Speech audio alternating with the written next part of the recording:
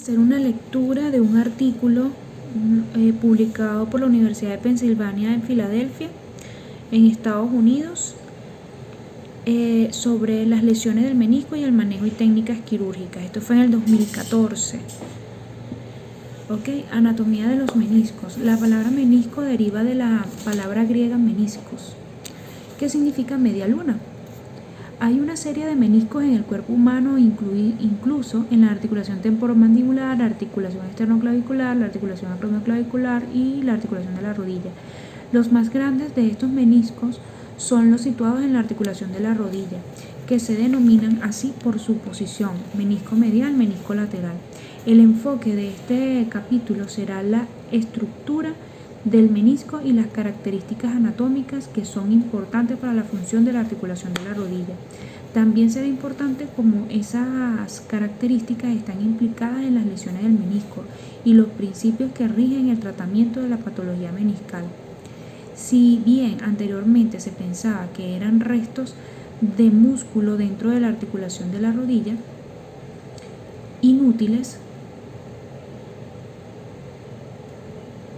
los meniscos desempeñan un papel importante en la articulación de la rodilla y sus características anatómicas son claramente únicas y permiten una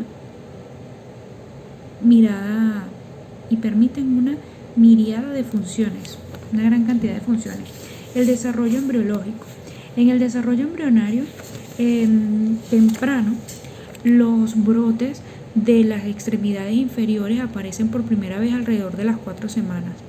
Después de la fertilización, a las 6 semanas, el fémur, la tibia y el peroné comienzan a sufrir condrificación y se observa una articulación distinta alrededor de las 7 semanas. Como se presenta por una zona blastémica indiferenciada entre el fémur y la tibia, hacia las 7,5 semanas, el blastema se organiza en 3 capas distintas.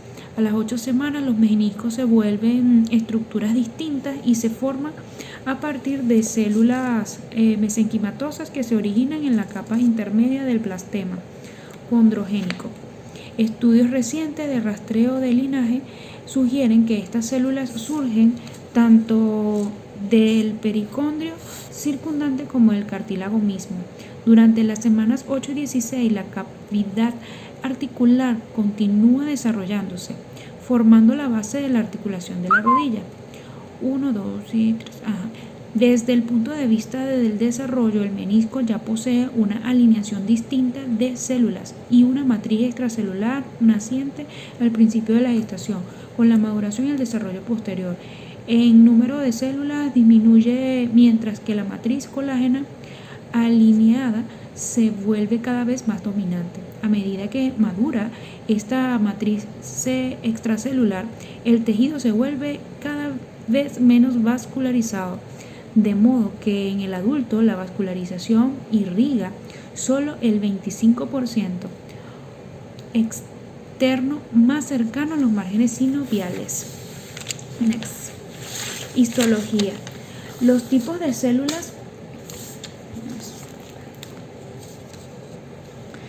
Los tipos de células funcionales que se observan en el menisco adulto son principalmente fibrocondrocitos. Los 2/3 externos del menisco tienen una apariencia similar al fibrocartílago, mientras que el tercio interno se parece más al cartílago hialino. Se han descrito 4 variedades distintas de células de fibrocondrocitos, dependiendo de su posición dentro de la arquitectura del menisco. La porción superficial del menisco tiene células fusiformes de apariencia similar a los condrocitos aplanados que contienen largas proyecciones citoplasmáticas que forman una red compleja de las células adyacentes. Las células más profundas son típicamente de forma ovoide y tienen una apariencia similar a los condrocitos en las zonas de transición y radiales del cartílago articular. Estas células no tienen contacto directo y distribuyen uniformemente por toda la matriz extracelular, dispersos Entre estas dos regiones hay dos tipos de células adicionales que difieren solo en el número de proyecciones citoplasmáticas. Esta orientación es importante para formar el marco del menisco. La arquitectura fibrocartilaginosa del menisco juega un papel importante en su función general a través de microscopía electrónica de barrido. Se puede dividir en tres capas: las capas superficiales, que consisten en finas fibrillas de colágeno dispuestas paralelas a la superficie en un patrón similar a una malla. Profundamente a esto hay fibras de colágeno más grandes orientadas en una dirección radial, fibras de colágeno más grandes orientadas en una dirección radial, con fibras que se cruzan de ángulos variables dispersas por todas partes. La capa profunda constituye la mayor parte del menisco. Estas fibras están orientadas de manera circunferencial. Esta orientación es importante para dar al menisco su fuerza biomecánica, que es más alta en tensión en la dirección circunferencial. Las fibras circunferenciales resisten cargas axiales que se convierten en tensiones circunferenciales, mientras que las fibras radiales resisten fuerzas de corte. La tensión circunferencial, con lo cual la carga axial se dispersa radialmente, solo puede ser con puntos de fijación rígidos en la parte anterior y posterior. Otra vez, la tensión circunferencial, con lo cual la carga axial se dispersa radialmente, solo puede ser posible con puntos de fijación rígidos en la parte anterior y posterior. Por lo tanto, se hace evidente por qué las avulsiones de los cuernos meniscales, que no logran curar esencialmente, hacen que el menisco sea impotente. Es importante mencionar que los desgarros meniscales, al ser reparados, curan con cicatriz y por cierto acortamiento de ancho. La arquitectura nativa, delicada y fina del menisco nunca se restaura por completo. Por lo tanto, la reparación del menisco, si bien es menos dañina para la homeostasis de la rodilla que la resección del menisco, nunca brindará la misma condroprotección que la preservación del tejido nativo. En general, se acepta que la composición de la matriz extracelular del menisco es de aproximadamente 70% de agua y 30% peso seco de la rodilla madura. Se acepta que la composición de la matriz extracelular del menisco es aproximadamente 70% agua y 30% peso seco de la rodilla madura. En la rodilla joven, el contenido de agua es mucho mayor hasta que la composición de colágeno y los proteoglicanos aumenta hasta los niveles típicos de los adultos. La porción de peso seco se puede dividir en colágeno, proteínas no colagenosas y proteoglicanos. El colágeno predominante es el colágeno tipo 1, con diversos grados de colágeno tipo 2, 5 y 6. La elastina es una proteína integral no colagenosa que sirve para ayudar a la estructura general y estabilidad de los meniscos y comprende 0.6% del peso seco. Los proteoglicanos están formados por un núcleo proteico al que se une una o más cadenas de glicosaminoglucanos, en comparación con el cartílago articular que se encuentra en otros lugares. El contenido de proteoglicanos en el menisco es significativamente menor entre las mismas especies. Los glicosaminoglucanos predominantes son la condroitina 6 sulfato, condroitina 4 sulfato, queratina sulfato, dermatan sulfato.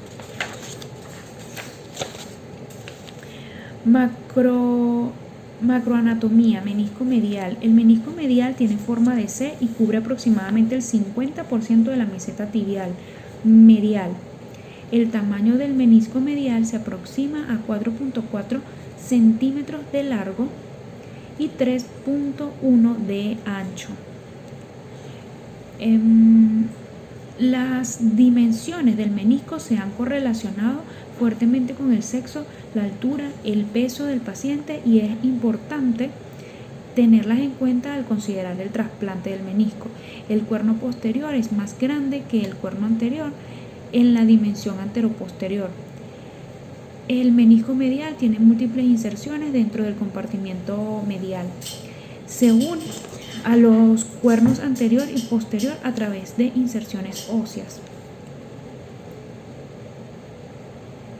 Ya a lo largo de la periferia de la cápsula articular se ha demostrado que el accesorio anterior tiene múltiples variaciones con 4 tipos distintos actualmente descritos. Posteriormente, la inserción es anterior a la inserción del ligamento cruzado posterior. El ligamento coronario une la cara inferior del menisco a la tibia. Único es el menisco medial en su unión a las fibras profundas del ligamento colateral medial.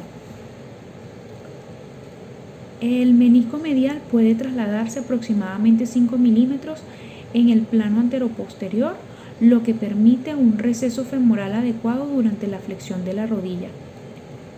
Debido a las uniones relativamente firmes con el tejido blando circundante y las estructuras óseas, el menisco medial proporciona estabilidad anteroposterior a la rodilla, lo que es más evidente en casos de deficiencia del ligamento cruzado anterior. El cuerno posterior del menisco medial actúa como una cuña para bloquear la traslación anterior y por lo tanto es un agonista importante del ligamento cruzado anterior. La presencia de una lesión del ligamento cruzado anterior, el asta posterior del menisco medial, experimenta grandes tensiones que pueden provocar desgarros por desgaste con el tiempo. Dichos desgarros pueden anular las fuerzas circundantes que contribuyen a las características de disipación de impactos del menisco. Además, una deficiencia combinada del ligamento cruzado anterior y una meniscectomía medial pueden conducir a un aumento promedio del 58% de la traslación anterior. El menisco lateral. Menisco lateral tiene una apariencia más circular u ovoide y cubre aproximadamente el 70% de la meseta tibial lateral. Las dimensiones del menisco lateral son aproximadamente 3.6 de largo, 2.9 de ancho. De manera similar al menisco medial, las variaciones en el tamaño se correlacionan en gran medida con el sexo, la altura y el peso. Las inserciones anterior y posterior del menisco lateral están mucho más juntas que las del menisco interno. Anteriormente, el menisco lateral se inserta junto al ligamento cruzado anterior. Posteriormente, la inserción está detrás de la eminencia intercondilia anterior a la inserción del cuerno posterior del menisco medial. Anterior a la inserción del cuerno posterior del menisco medial. Además,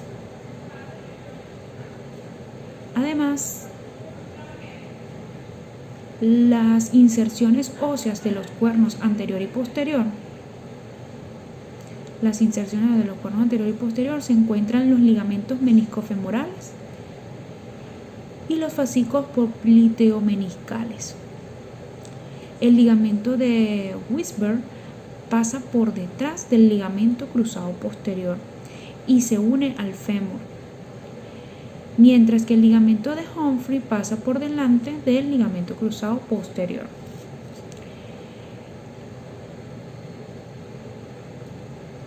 El de Wisberg pasa por detrás y el de Humphrey pasa por delante.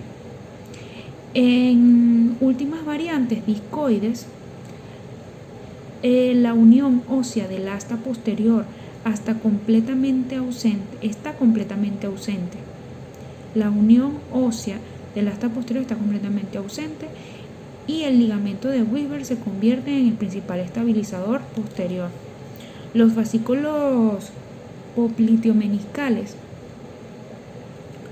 conectan el menisco lateral con el tendón popliteo y la cápsula articular, lo que aumenta la estabilidad del menisco lateral.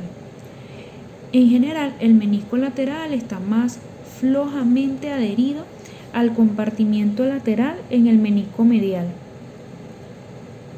El menisco lateral está más flojamente adherido al compartimiento lateral que el menisco medial.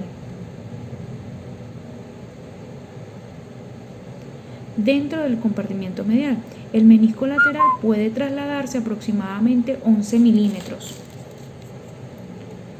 Durante la cinemática normal de la rodilla, esta mayor movilidad permite la mayor excursión tibiofemoral que se observa en el compartimiento lateral. Variantes del menisco discoide.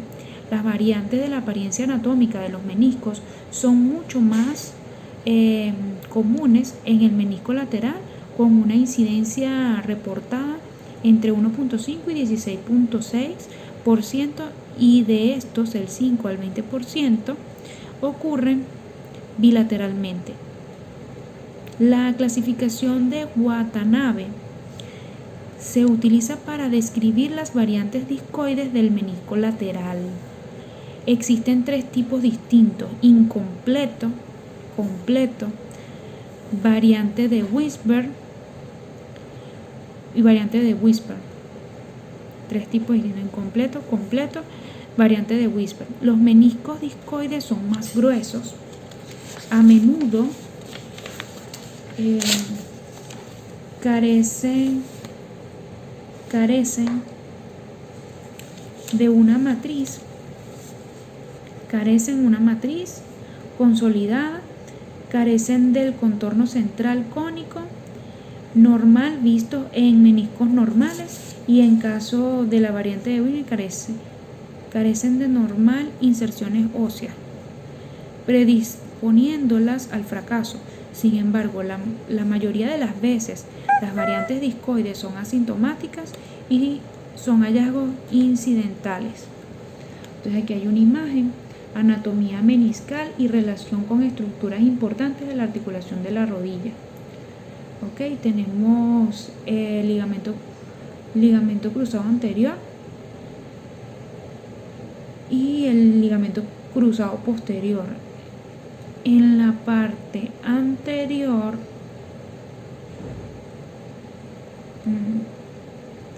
el menisco medial, ligamento colateral medial, menisco medial, el ligamento transverso intermeniscal y el ligamento de Weisberg. El ligamento de Weisberg está por detrás. Ligamento cruzado anterior. Ok, clasificación de Watanabe del menisco discoide. A, menisco discoide. A, incompleto, completo y variante de Weisberg.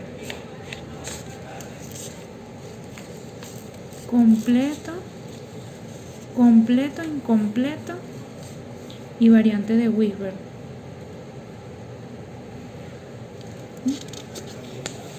Las variantes del menisco lateral. Ligamentos meniscales. Además de las inserciones tibial,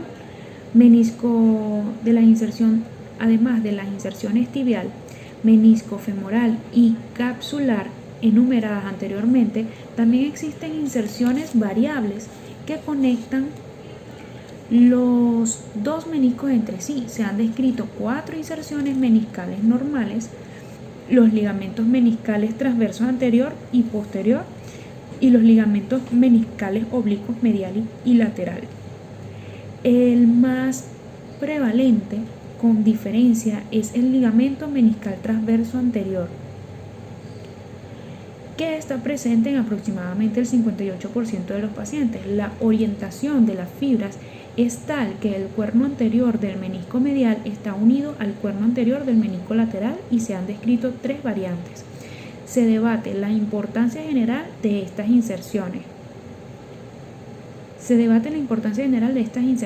Y algunos investigadores atribuyen un papel estabilizador importante al asta anterior del menisco medial.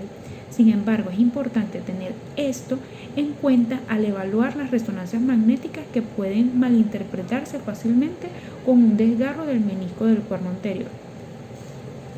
Abastecimiento vascular. Bueno, aquí tenemos una imagen, variaciones de la inserción del ligamento meniscal transverso anterior. ¿Ok? Inserciones de tipo 1 al cuerno anterior del menisco medial y margen anterior del menisco lateral. B. Inserciones tipo 2 en la cara medial del cuerno anterior del menisco medial y la cápsula articular anterior del menisco lateral. Inserciones tipo 3 a la cápsula articular anterior del menisco medial y lateral, sin inserciones meniscales directas. Abastecimiento vascular. La principal irrigación vascular del menisco proviene principalmente de las arterias geniculadas, superior e inferior. El geniculado medio inerva una porción de los cuernos anterior y posterior. El geniculado medio inerva, están las arterias geniculada superior e inferior. El geniculado medio inerva una porción de los cuernos anterior y posterior. Al nacer, todo el menisco está muy vascularizado. Esto cambia con bastante rapidez con el desarrollo normal y a la edad de los 9 meses el tercio interno se vuelve avascular. A la edad de 10 años el riego vascular del menisco se aproxima al del menisco del adulto. Las arterias geniculadas superior e inferior forman una red perimeniscal de capilares que infiltran la periferia del menisco. Este plexo de capilares irriga del 10 al 30% del menisco medial y del 10 al 25% del menisco lateral. Una pequeña área inmediatamente adyacente al popliteo está completamente avascular. Además del aporte vascular, la difusión del líquido sinovial aporta una pequeña cantidad de nutrientes. Clínicamente, la vasculatura es una consideración muy importante cuando se trata de desgarros de menisco. La variabilidad regional en la vascularización dicta la capacidad de cicatrización de una lágrima. La zona roja relativamente vascular del menisco periférico tiene potencial de cicatrización y puede repararse. Por el contrario, la zona blanca del menisco interno es relativamente avascular. El potencial de curación de esta área es bajo y los desgarros generalmente se tratan con meniscectomía en lugar de intentar repararlos. Estas regiones rojo y blanco están separadas por una zona de transición rojo-blanco que tiene un potencial de curación intermedio. Neuroanatomía. Aquí tenemos tinta china que muestra la vasculatura del menisco. El fémur, la tibia,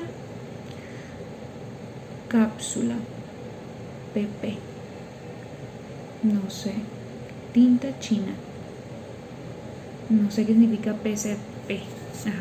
Neuroanatomía. La neuroanatomía del menisco es similar a la anatomía vascular en que los elementos neurales están contenidos únicamente en la periferia, dejando la porción central desprovista de elementos neurales. En pacientes despiertos, el sondaje del área central del menisco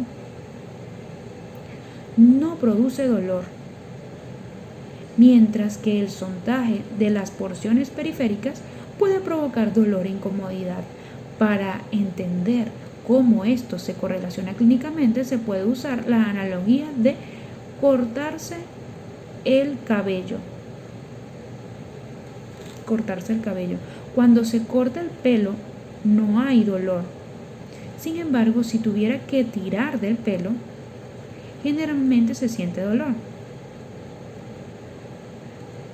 Por lo tanto, los desgarros del borde inferior